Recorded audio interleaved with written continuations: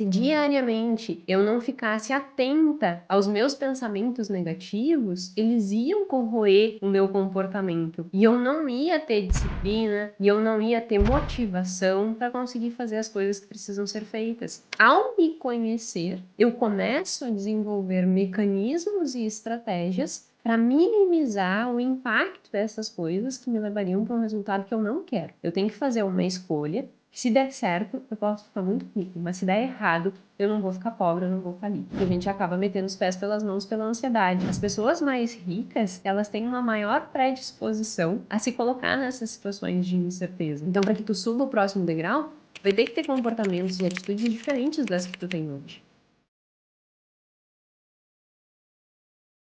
Tiago Nigro, Felipe Tito, Flávio Augusto, Luísa Trajano, enfim, tantos outros nomes que saíram do absoluto zero e chegaram a um resultado financeiro, que empreenderam, que atingiram efetivamente o sucesso. O que essas pessoas têm em comum? O que os ricos têm em comum? Será que eles têm uma personalidade específica? Será que eles têm um padrão de comportamento específico? O que torna uma pessoa rica? E o que nós precisamos aprender com essas pessoas que chegaram a patamares tão altos, saindo do absoluto zero. Podcast de hoje, o 36º episódio do podcast Mais que Finanças, fala exatamente sobre esse tema, sobre como as pessoas mais ricas chegaram no topo, quais são os 4 hábitos em comum que essas pessoas têm. Se você está aqui pela primeira vez, meu nome é Jéssica Câmpara, sou doutora em Finanças Comportamentais e toda terça-feira às 19 horas estamos aqui com um novo episódio falando sobre finanças comportamentais. Eu pego tudo que tem de mais novo na ciência e trago para cá de uma forma simples, de uma forma aplicável no dia a dia, para que a gente consiga se apropriar dessas informações e realmente atingir os nossos objetivos. Enfim, sem mais delongas, vamos entender quais são esses 4 hábitos, esses 4 comportamentos, o que tem em comum essas pessoas que saíram do absoluto zero e chegaram à ascensão, chegaram à prosperidade, chegaram a esses resultados financeiros. E a primeira coisa que eu quero dizer, antes de nós irmos para esses 4 fatores, é que essas pessoas, eu escolhi elas como exemplo proposital, né? Nenhum deles teve uma grande herança a qual pôde se sustentar para que conseguisse atingir os seus objetivos, alcançasse o sucesso. Pelo contrário, essas pessoas elas saíram do absoluto zero. Tiago Nigro saiu de ser garçom, passou por assessoria de investimentos para se tornar o maior influenciador do mundo de finanças. Felipe Tito fazia anúncios de publicidade, trabalhava em circo, depois foi ser ator e hoje é um multi-empresário. Flávio Augusto tem uma das maiores empresas, né, de educação de inglês do país e hoje em dia também já tem outros braços em termos de educação, também nos Estados Unidos, já fez diversos negócios e é um dos bilionários brasileiros. Luísa Trajano saiu de uma loja muito pequena no interior de São Paulo para hoje ter uma das maiores redes de varejos do Brasil. Então, todos eles percorreram um caminho de realmente construir aquilo que eles fizeram, porque por vezes a gente pode olhar, né, para essas pessoas, quando elas já estão lá no topo e pensar assim, para elas foi fácil, mas elas também tiveram que fazer esse percurso. E nós aprendermos com o comportamento delas, aprendermos com aquilo que elas construíram ao longo do tempo, é muito útil para que a gente também consiga olhar para o nosso padrão de comportamento e entender o que a gente pode melhorar. Então eu só queria fazer esse adendo, né? Porque muitas vezes a gente pensa assim, quem tá lá na ascensão são aquelas pessoas que herdaram, então para elas foi muito fácil. E eu quis trazer exemplo de pessoas que realmente construíram aquilo que tem. E as pesquisas que eu vou citar aqui hoje, elas também se preocuparam em fazer essa distinção. Nos Estados Unidos eles trabalham muito com isso, né? O que é uma fortuna realmente construída e o que é uma fortuna herdada. E os estudos, eles têm essa preocupação de separar perfil comportamental dessas pessoas, porque aquela pessoa que herdou, ela vai ter um perfil diferente do que aquela pessoa que construiu. E o nosso objetivo aqui é entender qual é o perfil dessas pessoas que construíram um patrimônio, construíram um sucesso, construíram empresas que hoje faturam milhões, bilhões em alguns casos, né? Então, nosso objetivo é olhar para esse público, aprender com essas pessoas e implementar de alguma forma nas nossas vidas para que a gente também almeje os resultados que nós buscamos. Porque eu sempre falo, né? Ninguém vem escutar o meu podcast com um sonho de viver sem recursos financeiros. Se tu já acompanha um bom tempo aqui, tu já percebeu o quanto o dinheiro é uma ferramenta que propicia qualidade de vida, que propicia liberdade de escolha. Portanto, se tu está aqui, é porque tu quer construir prosperidade financeira, porque tu quer sair dessa circunstância em que talvez tu te encontre, de ficar contando dinheiro no final do mês, de ficar olhando para aquilo que tu tá pagando e sempre com aquela preocupação, né? Se tu está aqui, é porque tu realmente quer fazer esse percurso de ascensão e sair dessa circunstância. Portanto, é importante a gente olhar para essas pessoas que já fizeram esse caminho para aprender com elas. E aí, a partir disso, vamos entender quais são os 4 aspectos que fazem com que essas pessoas alcancem os resultados que alcançaram, né? O que elas têm em comum. E só fazendo um adendo, como sempre, todas as características que eu vou citar aqui foram efetivamente validadas pela ciência, não foi nada que a Jéssica acha ou aquelas coisas de pesquisa que largam por aí em sites de fofoca e qualquer coisa assim, né? Não, pelo contrário, são todas pesquisas científicas publicadas em revistas internacionais, revistas de alto impacto, que conseguiram provar quais são essas características. Partindo disso, uma primeira característica incomum das pessoas que conseguem esse sucesso são os seus traços de personalidade. Se tu não viu ainda, tem um episódio aqui que eu falo sobre os 5 traços de personalidade, que é o Big Five, que é um teste que a gente pode fazer. Inclusive, eu tenho um link que tu pode clicar aqui embaixo, na descrição do vídeo, e fazer o teu teste para descobrir quais são os teus traços de personalidade e verificar aí se tu tem uma maior ou menor propensão a alcançar esse sucesso a partir dos teus traços de personalidade. Claro que, como eu logo já vou explicar, não ter os traços de personalidade ditos característicos daquelas pessoas que têm sucesso não fazem de ti uma pessoa que está completamente fadada a não alcançar o sucesso. A questão é nós entendermos isso e buscarmos ferramentas para conseguir contornar, talvez, alguns traços de personalidade que possam nos levar para uma maior dificuldade em ascensão. Dito isso, só retomando, eu não vou explicar todos os traços de personalidade aqui, todas as suas características, porque fiz um episódio inteiro falando sobre isso, levaria muito tempo, né? Mas só para fazer uma contextualização, esse Big Five são 5 traços de personalidade, é um dos testes, né, mais validados em termos científicos no mundo para que a gente consiga diagnosticar os nossos traços de personalidade. Segundo esse teste, existem 5 traços principais, que é extroversão, afabilidade ou sociabilidade, conscienciosidade, neuroticismo e abertura a novas experiências. Vamos entender cada um deles rapidamente, né? Extroversão são aquelas pessoas que são mais comunicativas, que elas tendem a ter um pensamento muito positivo, que elas são mais dispostas, né? Que estão sempre querendo reunir os amigos. Então, essas são as pessoas extrovertidas. As pessoas que têm um traço de afabilidade, de sociabilidade, são aquelas que têm uma preocupação muito grande com o outro. Elas estão sempre com aquela probabilidade de querer agradar, de querer ser útil, mas não útil no sentido de só buscar ser útil para o outro, pensando assim, ai, como eu vou me sentir. Mas elas efetivamente estão sempre numa posição em que elas abrem mão de si em prol do outro, né? São aquelas pessoas que elas vão estar sempre, ai, o que eu posso te ajudar? O que eu posso te ajudar? Por vezes esquecendo de si. Conscienciosidade são aquelas pessoas que são disciplinadas, organizadas, focadas. Então, são pessoas muito que gostam de métricas, né? Em todas essas questões mais metódicas do ponto de vista de organização e planejamento. As pessoas neuroticistas são aquelas que apresentam um maior traço de variação psicológica para o lado negativo. Então, são aquelas pessoas que, por vezes, são mais negativas, oscilam mais de humor. E, por fim, abertura a novas experiências são aquelas pessoas que estão sempre querendo buscar novas experiências, viver coisas diferentes, experimentar coisas. Partindo desta breve revisão dos traços de personalidade, um estudo desenvolvido na Alemanha definiu quais seriam os traços de personalidade das pessoas mais ricas. E o que eles fizeram? Eles pegaram um banco de dados gigantescos, então eles avaliaram um grupo geral, com 22 mil pessoas, e um grupo dos mais ricos, e aí eles conseguiram atingir aí um patamar de mais de 1.000 pessoas que possuem mais de 1 milhão de patrimônio líquido na Alemanha. Uma coisa importante a falar, né, em relação a esses estudos dos milionários, das pessoas que têm muito dinheiro, é que não é fácil nós conseguirmos, do ponto de vista de pesquisa, alcançar essas pessoas, porque por vezes a gente não consegue ter um grupo, né, uma amostra que seja representativa dessas pessoas, porque realmente não vai achar milionários por aí dando sopa toda hora.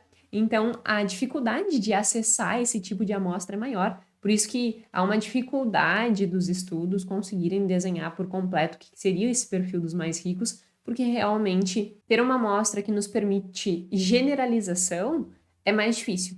Então, acaba que existe essa dificuldade em relação aos estudos. Nesse estudo em específico, eles conseguiram, inclusive, até uma amostra bem significativa, né? Mais de 1.000 pessoas, 1.200 pessoas.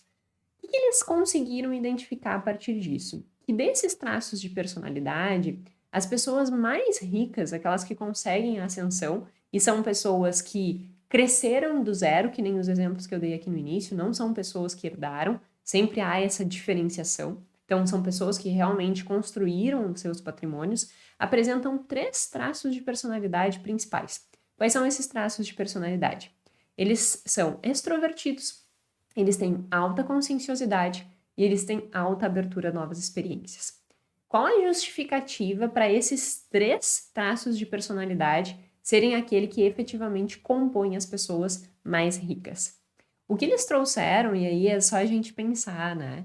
O que são aquelas pessoas extrovertidas? São aquelas pessoas que têm naturalmente um senso maior de liderança, um senso maior de comunicação. E se essa pessoa que é extrovertida, que tem um senso de liderança, um senso de comunicação, também apresentar um traço de conscienciosidade, ela vai ser uma pessoa comunicativa, ela vai ser um bom líder e ela ainda vai ser organizada e planejada. E se nós vincularmos ainda esse traço com o traço de abertura a novas experiências, ela vai ser uma pessoa que está sempre buscando inovação, sempre buscando inovação, sempre buscando inovação.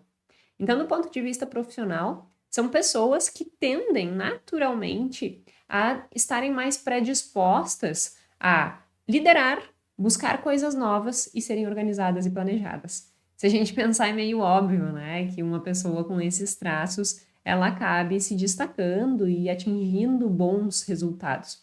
Porque se nós pensarmos os outros 2 traços, neuroticismo e afabilidade, são pessoas que naturalmente olham mais o lado ruim das coisas, neuroticistas, e que elas sempre estão pensando muito mais como ajudar o outro do que propriamente ser eficientes e efetivas, né? Então essas pessoas elas acabam não tendo tanto foco em resultado, e sim esse olhar, né, mais negativo e um olhar mais do que eu posso ajudar o outro do que propriamente o que eu preciso fazer para alcançar tal resultado que o outro perfil acaba tendo.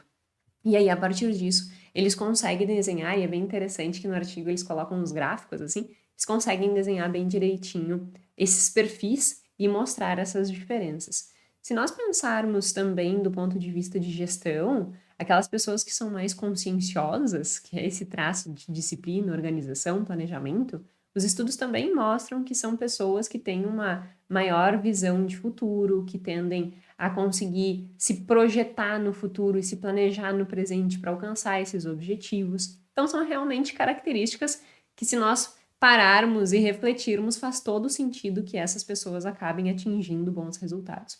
Aí tu pode pensar assim, se tu não fez ainda o teste, eu te convido inclusive a pausar o vídeo, baixar aqui na descrição, fazer o teste e voltar para que tu entenda agora o que eu vou falar. Tempo, vai! Voltou? Olha só, se tu fez aí o teste, tu percebeu como é que é o teu traço de personalidade. Fazendo uma reflexão em relação ao meu traço de personalidade. Eu sou uma pessoa que eu tenho predominantemente alta conscienciosidade e alto neuroticismo. Portanto, eu tenho um traço que é muito predominante nas pessoas de sucesso e um outro traço que é muito predominante nas pessoas que não têm sucesso. Ou seja, eles distinguem entre ricos e pobres, né? Então eu tenho um traço de rico e um traço de pobre. Isso determina que eu serei pobre? Não. Então é esse o ponto. No momento que tu entende a composição dos teus traços de personalidade, tu entende onde tu tem que agir. Dá um exemplo muito claro, né? Eu estou fazendo um novo canal aqui no YouTube de vídeos mais curtinhos para tentar atingir um público que não é o público que vai parar aqui e vai me escutar durante uma hora. Então eu estou tentando fazer um conteúdo, digamos, mais acessível para pessoas que não conhecem ainda finanças comportamentais, para que elas possam conhecer e depois passam a vir para cá. Só que, obviamente, para mim é uma coisa difícil, né? É uma coisa que eu não posso sentar aqui, que nem eu faço no podcast, conversar. Eu tenho que parar, eu tenho que fazer um roteiro bem estruturadinho, tem que ter no máximo 15 minutos os vídeos, e isso dá uma engessada no perfil meu, que é um perfil de professor. E aí eu soltei 2 vídeos, tiveram um resultado mais ou menos, mas não teve aquele resultado que eu estava esperando. Resultado da ópera, Jéssica, neuroticista, né? Esse traço de personalidade que tende a olhar as coisas mais negativos, já olhou e disse assim, viu? Disse que não ia dar certo esse negócio, porque eu entro num looping mental, sabe? E aí o que eu tenho que fazer? Eu tenho que me apropriar do meu traço de personalidade consciencioso, que é esse traço mais disciplinado, mais planejado, mais focado em objetivos, e dizer assim, não, esse traço aqui tem que se sobrepor a esse aqui, para que eu me mantenha executando aquilo ali e que eu possa, depois de 10 vídeos, aí sim avaliar se faz sentido seguir ou não. Ou seja, eu tenho uma responsabilidade, gravar 10 vídeos. Depois a gente verifica como que está o resultado. Então, eu olhei para a circunstância, percebi que o neuroticista estava tomando conta e fazendo uma distorção da avaliação da realidade, chamei o meu traço de conscienciosidade, estabeleci uma meta, estabeleci um objetivo e agora eu vou cumprir. Então, é exatamente esse o ponto. Quando a gente fala de traços de personalidade que levam à riqueza ou à pobreza, não é que se tu tiveres alto neuroticismo e alta afabilidade, tu está efetivamente fadado ao ser pobre. Mas tu tem que entender a dinâmica entre esses traços para que daí tu sim, tu tenha ferramentas para lidar com eles, né? É exatamente esse exemplo que eu tô dando. No meu caso, eu olhei para aquilo e percebi, Jéssica, sai desse looping mental, porque isso não te leva a nada. Vamos estabelecer uma meta, vamos estabelecer um compromisso e vamos seguir até aí, depois de forma racional a gente avalia. Então eu agi diante daquela circunstância de modo a me manter na direção do meu objetivo. Então é isso que tu tem que fazer depois de tu fazer o teste e analisar, né, para que tu consiga sair desse looping e que tu não fique aí pensando que tu vai morrer fadado ao fracasso, se tu não tem os traços de personalidade que direcionam a esses resultados. Então essa é a primeira característica das pessoas que têm essa ascensão, né, que têm esses resultados financeiros positivos, elas apresentam predominantemente esses 3 traços de personalidade, que é, mais uma vez, extroversão, conscienciosidade e abertura a novas experiências. Vê aí como que tu está nesse looping de construção. O segundo hábito que as pessoas, ou segundo comportamento, né, que as pessoas têm e que levam elas ao sucesso é a tolerância ao risco. Eu já falei aqui inúmeras vezes sobre esse aspecto de tolerância ao risco. Eu não fiz ainda um podcast específico sobre tolerância ao risco, mas eu vou desenvolver esse podcast porque eu acho que ele é importante, né? Mas tolerância ao risco nada mais é do que a tua predisposição a assumir uma determinada condição em que tu não tem certeza do resultado que ela vai te gerar. Exemplo muito claro. Quando a gente vai empreender, então um exemplo, quando eu pedi demissão e fui empreender, isso é um ato extremamente arriscado. Por quê? Quando eu peço demissão e saio da carteira assinada onde eu tinha lá o meu salário mensal, eu tinha uma segurança, entre aspas, né? Porque emprego não é sinônimo de segurança, nem público. Então, o Flávio Augusto, que foi um dos exemplos que eu dei aqui no início, ele, inclusive, tem uma frase que ele fala e que eu concordo, né? Ele diz que estabilidade não existe. Então, porque eu tenho um emprego público, porque eu tenho um salário, significa que eu sou estável. Estabilidade não existe. E se tu buscar a estabilidade, tu vai exatamente te manter na mesma condição em que tu estás. Então essa é uma característica que o Flávio Augusto fala e que tem tudo a ver com esse aspecto de tolerância ao risco. Voltando, né, paralelo feito, quando eu fiz essa transição, era um ato arriscado. Em que sentido? Eu estava empreendendo e eu não tinha absoluta certeza do que ia acontecer dali para frente.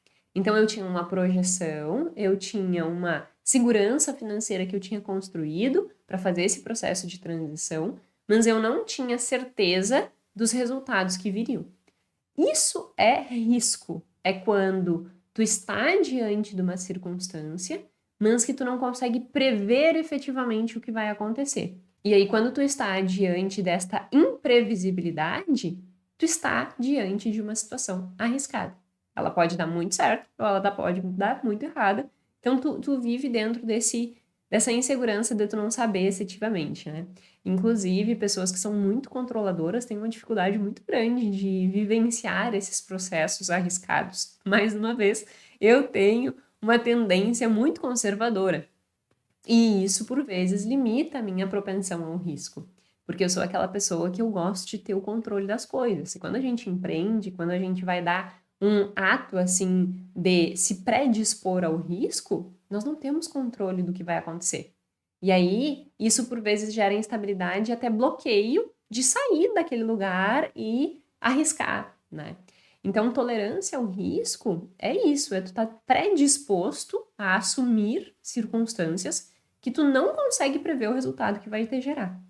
E o que os estudos mostram? Que as pessoas mais ricas, elas têm uma maior predisposição a se colocar nessas situações de incerteza. Que as pessoas que são mais pobres, elas acabam sempre buscando a estabilidade, como diz o Flávio Augusto, que não existe. Então, as pessoas mais pobres, elas buscam a estabilidade. E as pessoas mais ricas, elas se predispõem a esse risco. E aí a gente pode olhar e dizer assim, putz, então eu sou uma pessoa conservadora. Significa que eu também estou fadada a ser pobre o resto da minha vida? Não, mais uma vez, eu também tenho esse traço de ser conservadora, como eu estava dizendo, né? E isso não te impede de crescer, de desenvolver. Só que exige que você construa uma base, um alicerce maior do que aquelas pessoas que têm uma maior predisposição ao risco. Mais uma vez, voltando ao Flávio Augusto, nesse ponto eu vou falar do Flávio Augusto, né? Quando ele abriu a primeira loja da WhatsApp, que é a escola de inglês dele, ele abriu com cheque especial. Então ele pegou 10 mil do cheque especial dele, 10 mil do cheque especial da Luciana, que é a esposa dele, ou seja, com 20 mil reais do cheque especial, ele abriu a primeira escola de inglês dele. Isso é um ato de extrema tolerância ao risco, né? Porque ele, a partir de uma dívida, começou um negócio e, graças a Deus, um negócio de sucesso. E essa predisposição ao risco fez com que ele empreendesse e fez com que ele, ao assumir esse risco, também se colocasse numa posição de não existe outra alternativa que não dar certo. E ele deu certo. Só que óbvio, né, que nem diz Nassim Taleb, o cemitério dos perdedores está lotado. Nós conhecemos só a história dos vencedores e não conhecemos as histórias dos perdedores. Portanto, eu acho que assim, temos exemplos e temos essa característica de que as pessoas mais ricas, elas são mais propensas ao risco. Entretanto, nós temos que entender que uma predisposição muito grande ao risco pode, por vezes, nos deixar muito otimistas. O Flávio Augusto era muito otimista, ele acreditou nele, né? Não isso que vai dar certo. Mas como eu disse, quantos deram errado e estão lá no cemitério dos perdedores que a gente não sabe? O que eu quero dizer com isso? Tu precisa ser um tanto quanto tolerante ao risco para que tu consiga galgar melhores resultados do ponto de vista financeiro e as pesquisas efetivamente conseguem provar isso. Pessoas tolerantes ao risco acabam conseguindo ter mais sucesso na construção de patrimônio. Entretanto, tu não pode fazer isso de modo que te coloque em risco de falência. Então, existe um equilíbrio que deve existir aí. E as pessoas que têm um perfil como eu precisam considerar ainda mais esse ponto. Porque senão a instabilidade diante de um passo arriscado pode fazer com que gere uma insegurança emocional muito grande. E isso limite, inclusive, a capacidade de raciocínio, a capacidade de tomar boas decisões, a capacidade de agir de forma racional, porque a gente acaba metendo os pés pelas mãos pela ansiedade, né? Então, pessoas que são menos tolerantes ao risco precisam se organizar, ter reserva de emergência, precisam ter um apoio de outra pessoa. Eu sempre digo que se não fosse o Gui, talvez eu estivesse até hoje dentro de um CLT, dentro de um concurso público, porque ele tinha esse perfil e homens têm um perfil mais arriscado. Nós mulheres, naturalmente, temos um perfil mais conservador. Só nós olharmos do ponto de vista histórico e evolutivo, né? Os homens saíam para caçar e eles estavam em risco todos os dias. Nós mulheres estávamos em casa. Então, nós fomos construídas evolutivamente para ter mais aversão ao risco. E o homem foi naturalmente predisposto ao risco. Então, para ele é mais natural esse cenário. E ele realmente assume mais risco. E aqui em casa não é diferente. O Gui assume mais risco. E se não fosse ele, talvez eu não tivesse dado esse passo. Mas eu construí essa reserva. Então, quem tem esse perfil tem que ter uma maior preocupação em dar esses passos, só que de uma forma segura. Quem está do outro lado, que são essas pessoas mais predispostas ao risco, como o Flávio Augusto, que começou o seu negócio com dívida, o que elas têm que cuidar? Exatamente esse traço de otimismo. Por vezes, esse traço de otimismo exacerbado pode fazer com que dê um passo mais arriscado e acabe indo para o cemitério dos perdedores. Então, cuidado, se tu tem um traço de propensão ao risco muito alto, tua tendência de dar certo é muito maior. Entretanto, tua tendência de cair também é muito maior.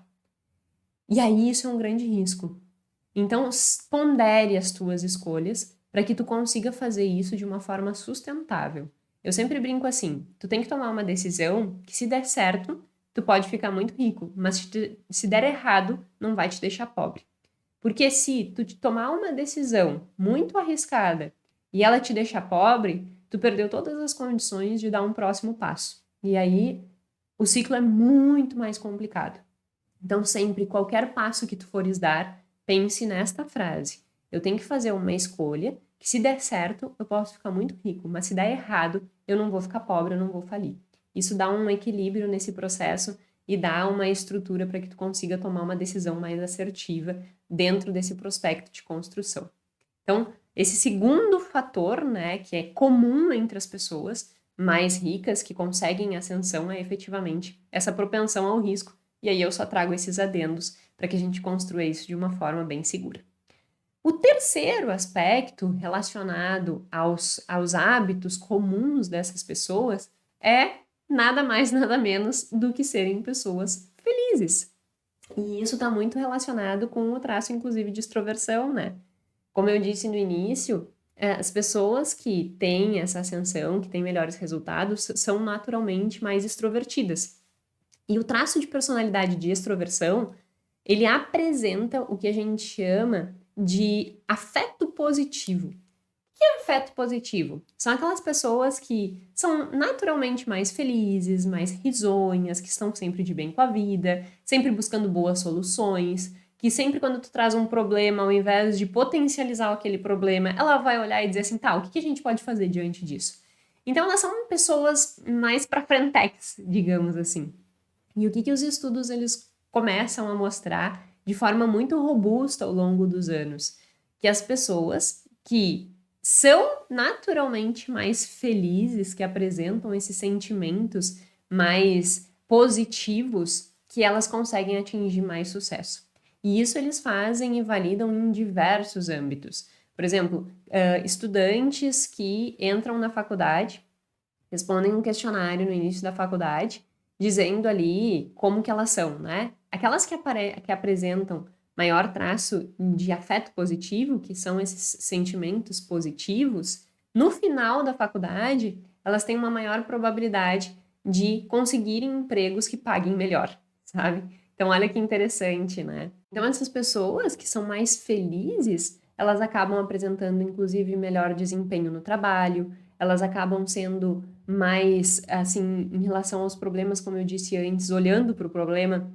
Teve, inclusive, um vídeo que eu estava assistindo, que ele falou uma frase que eu acho que casa muito com isso aqui.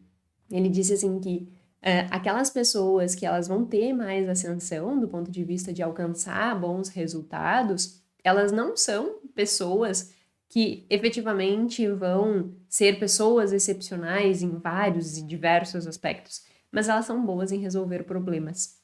Então, quando a gente olha para essa questão de pessoas mais felizes, elas vão ter uma maior facilidade de lidar com problemas. Pega uma pessoa neuroticista, né?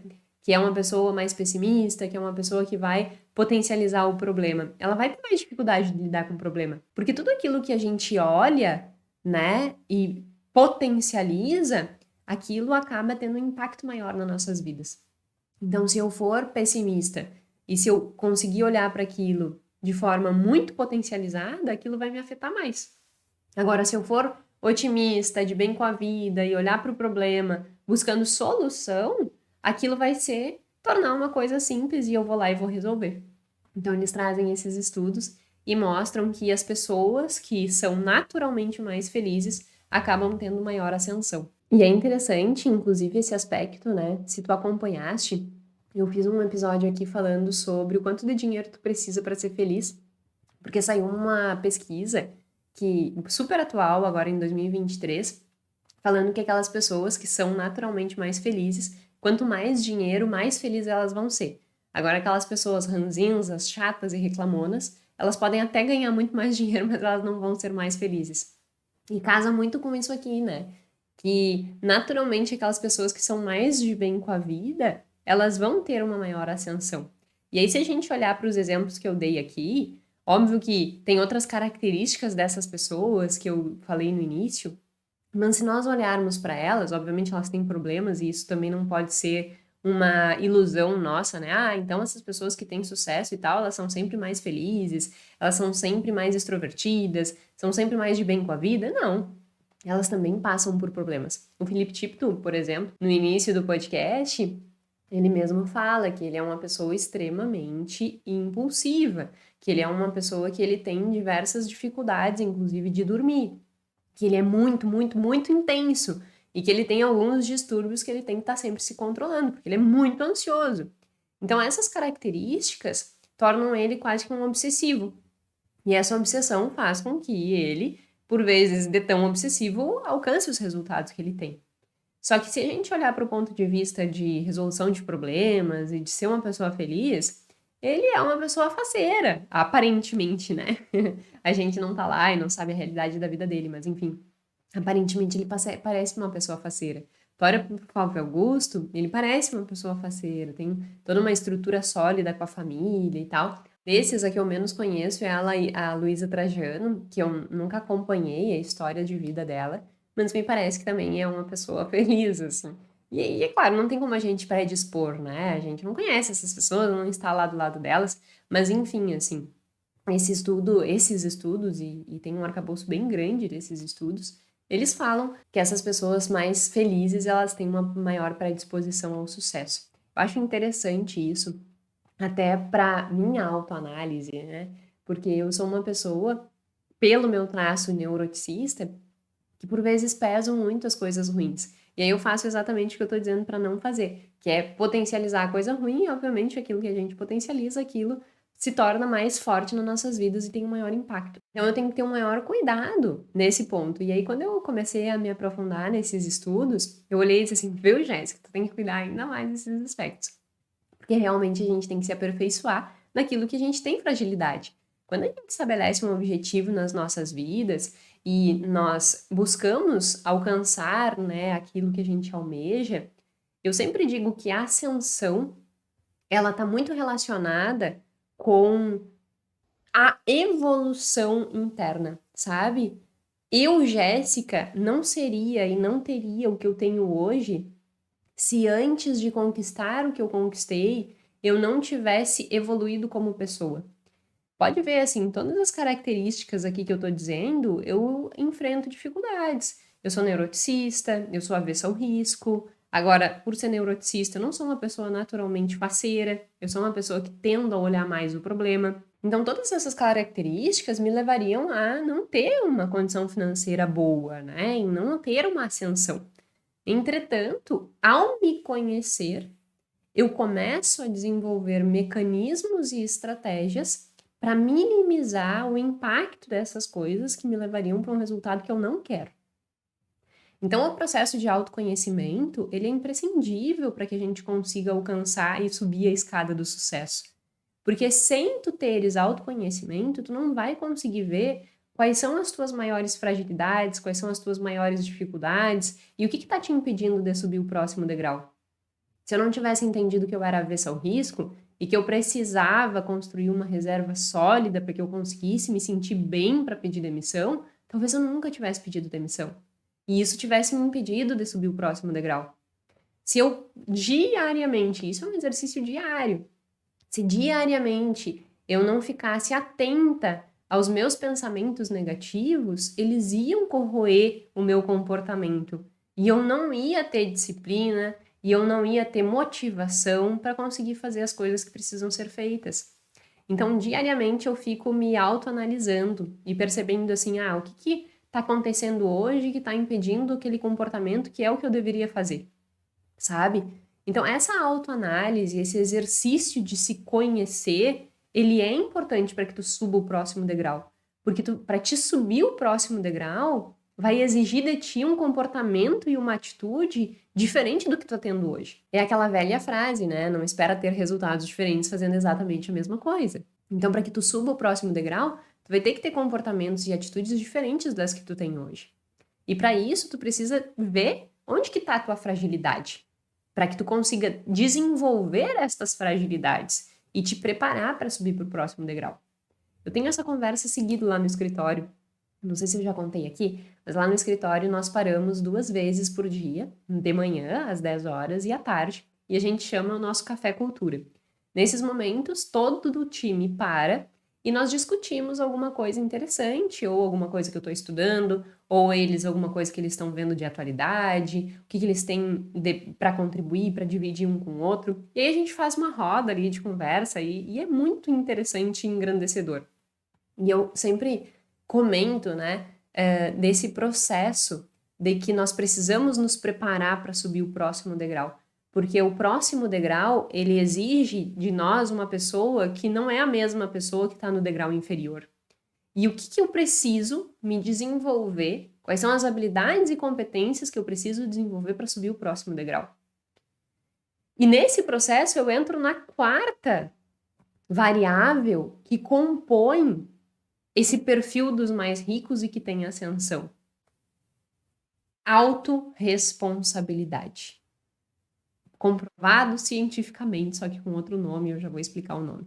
E por que eu tô linkando essas duas coisas, né? Porque eu estava falando sobre aquelas pessoas que são naturalmente mais felizes, elas conseguirem ascensão, porque elas têm uma maior capacidade de resolução de problema de forma otimista, positiva, e elas vão ter essa atitude.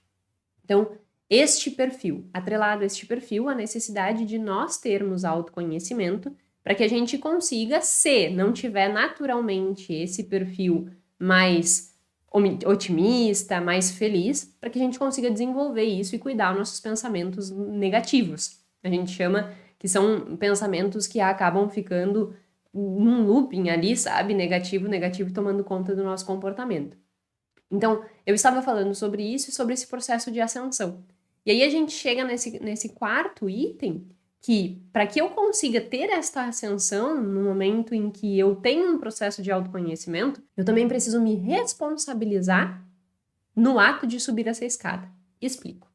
Existe um conceito dentro da literatura que se chama locus de controle. E aí o locus de controle é dividido em 2 aspectos: locus de controle interno e locus de controle externo. Locus de controle interno são aquelas pessoas que elas têm uma natural percepção de que os resultados delas são apenas dependentes do seu próprio comportamento. Então são pessoas extremamente autorresponsáveis. São aquelas pessoas que elas não vão ficar olhando o outro ou as circunstâncias e pensando, mas se isso acontecer, ela olha e diz assim, o que está a meu alcance e que depende de mim e que eu preciso fazer para subir o próximo degrau.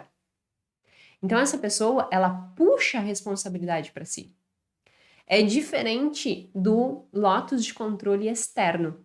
O que é o lotus de controle externo?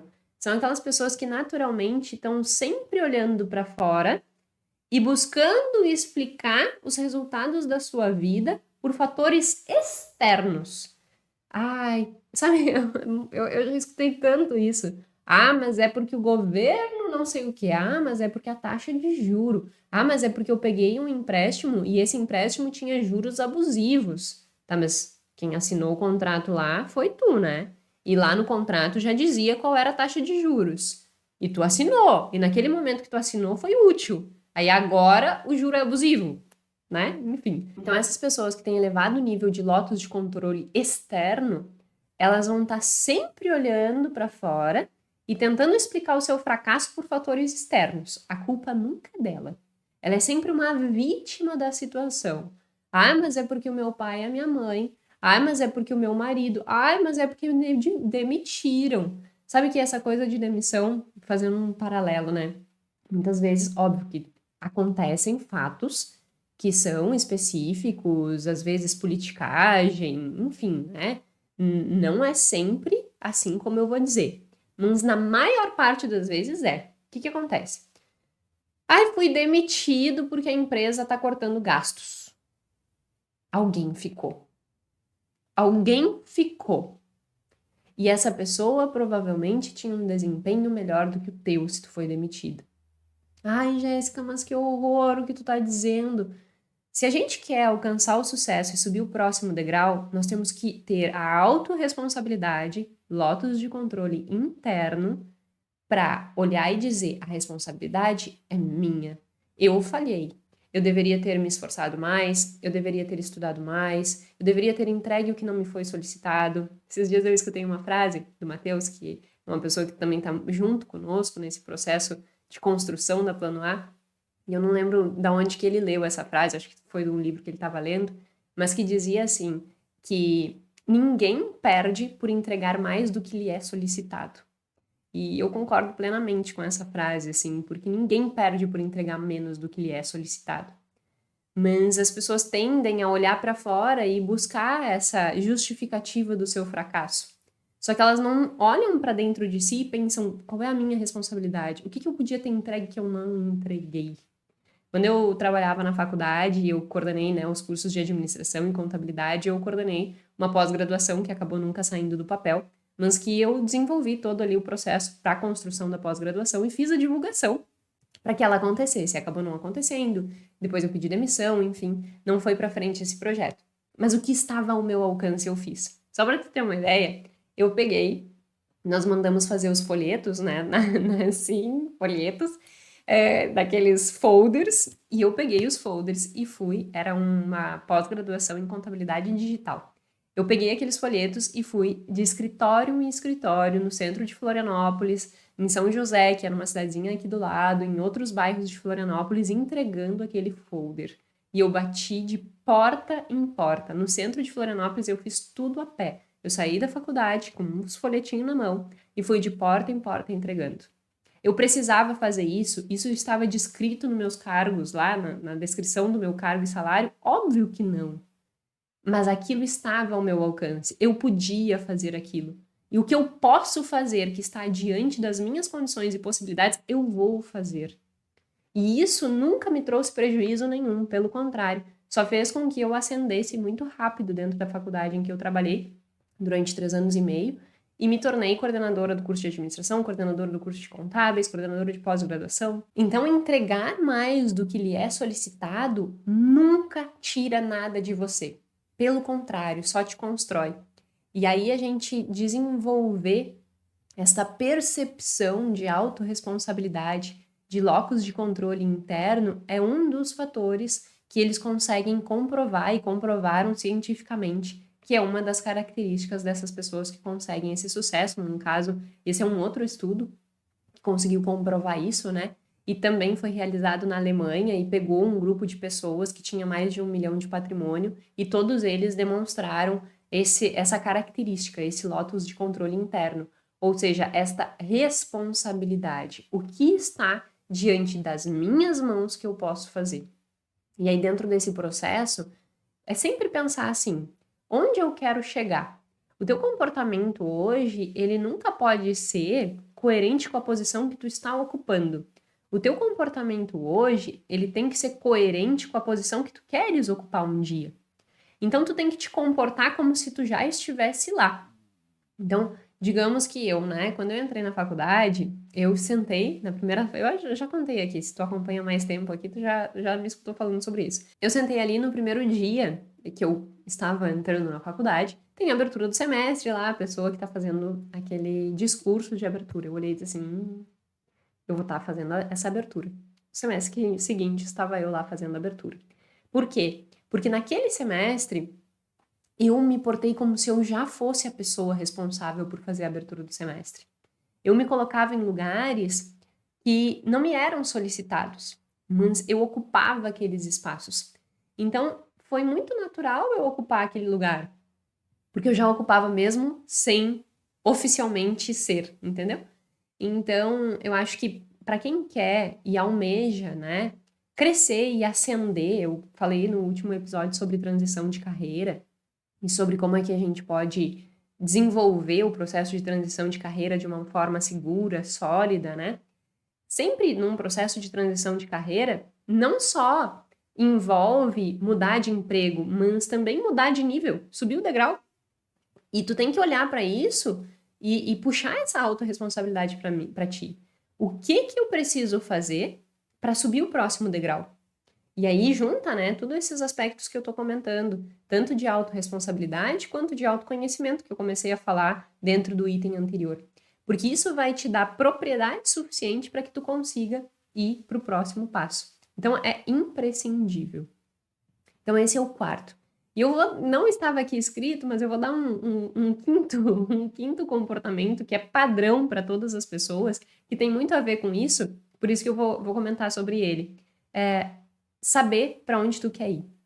Ninguém, absolutamente ninguém, consegue alcançar aquilo que não almeja. Eu dou o exemplo sobre a fruta pine, né? Ai, tu gostaria de comer a fruta pine? Tu provavelmente vai pensar assim, pine? Pine? Que fruta é essa? Não existe a fruta pine. Então como é que tu vai desejar comer a fruta pine se tu não a conhece? A mesma coisa em relação ao crescimento, à ascensão. Não tem como tu desejar aquilo que tu não conhece, né? E não tem como tu conquistar aquilo que tu não conhece. Portanto, tu tem que abrir o teu espectro de conhecimento e tu precisa estabelecer os teus objetivos, saber a direção para onde tu tá indo. Porque isso vai te dar propriedade para que tu consiga desenhar dentro desse percurso o que tu tem que desenvolver do ponto de vista e habilidades e comportamentos que vão fazer com que tu alcance aquilo. Se tu não tiveres esse direcionamento, tu não consegue te preparar para dar o próximo passo. E isso é uma das características que das pessoas que têm sucesso. Elas sempre miram onde elas querem chegar. E aí elas se comportam na direção daquilo, que tem muito a ver com tudo que eu já estou dizendo aqui, né? Dessas coisas de ter autorresponsabilidade, de se comportar como se já estivesse lá, porque isso realmente constrói e direciona o teu comportamento. Enfim, era isso que eu queria trazer no episódio de hoje. Eu acho que é interessante a gente olhar, né, para essas questões comportamentais, para traços de personalidade, para atitude, para comportamento que realmente vão fazer com que a gente saia da exata condição em que está na direção daqueles nossos objetivos. E aí, só fazendo um resumo, né, de tudo que a gente comentou aqui, o primeiro aspecto que faz com que tu consiga atingir um outro patamar é os teus traços de personalidade. Então, pessoas extrovertidas, pessoas conscienciosas e pessoas que têm abertura a novas experiências têm uma maior propensão a alcançar o sucesso. Pessoas neuroticistas e pessoas que têm alta afabilidade são impedidas de alcançar? Não. Só que elas precisam ter um processo de autoconhecimento para saber que elas vão precisar aprender a lidar com esses traços de personalidade para depois elas conseguirem ascender. Então, esse é um primeiro ponto. Segundo ponto, tolerância ao risco. As pessoas que alcançam o sucesso financeiro, sua riqueza, elas são naturalmente mais tolerantes ao risco. Terceiro, essas pessoas elas são naturalmente mais felizes. Quarto, são pessoas autorresponsáveis que têm esse locus de controle interno elevado, que se responsabilizam pelos seus atos. E por fim, eu dei aí um bônus extra, né? que não estava aqui na minha lista, mas que eu achei importante trazer, que é de estabelecer os teus objetivos e as tuas metas para que tu saiba para onde tu tá indo e aí tu saiba o que tu precisa desenvolver para alcançar os objetivos que tu queres. Esses são aspectos todos validados pela ciência, por isso que eu trouxe, né? Eu sempre vou buscar o que a ciência está nos trazendo para que a gente consiga olhar para isso, consiga aplicar nas nossas vidas e consiga caminhar na direção dos nossos objetivos. Espero que tu tenha gostado. Se tu gostou, se esse conteúdo foi útil para você, te convido a compartilhar com mais pessoas que vão fazer com que os assuntos de finanças comportamentais e essa relação positiva com o dinheiro atinja cada vez mais pessoas. Então te convido a compartilhar e a se inscrever também aqui no canal para que tu não perca nenhum episódio todas as terças-feiras às 19 horas. Estou deixando aqui também na descrição do vídeo o link do perfil e dos traços de personalidades, caso tu queira fazer o teste que não fez lá no início, e também minhas redes sociais, enfim, que tu pode me acompanhar por lá. Meu muito obrigada e até a semana que vem.